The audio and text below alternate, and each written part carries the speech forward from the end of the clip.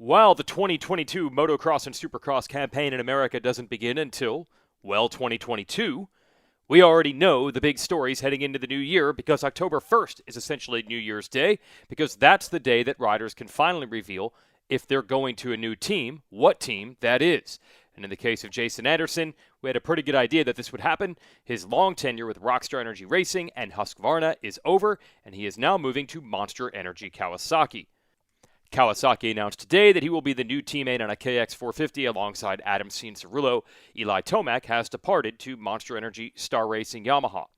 This is a big move, not just because Anderson is one of the established champions and 450 class race winners in the series, but because of his long loyalty to his previous team. Anderson did spend his final amateur year actually racing Kawasaki's, and he did win the AMA Nicky Hayden Amateur Horizon Award at Loretta-Lynn's for what was a great season. But when he turned pro, he was part of the Rockstar Energy Suzuki team, a squad privately owned by Bobby Hewitt.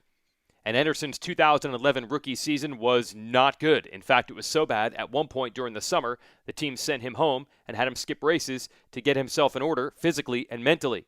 But they were still loyal to Jason, and they believed in his talents, and they brought him back, and each year he continued to get better, culminating in the 2014 season when he won the 250 Supercross West title.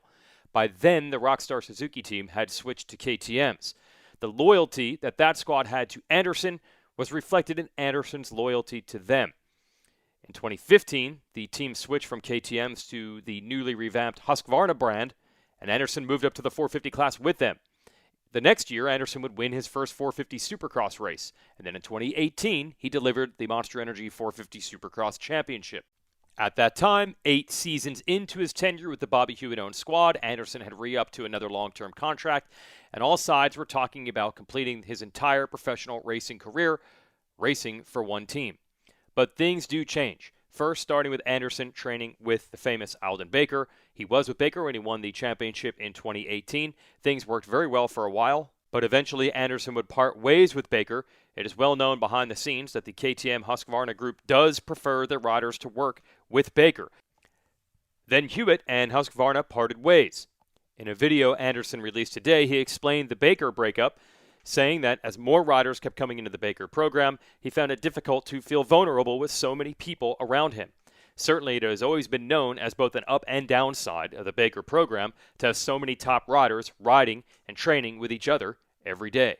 Today, Anderson also said that it was difficult to find the fire after he had accomplished his 2018 Monster Energy Supercross Championship, saying, "You've got to keep going, but it's hard because you don't have that fire.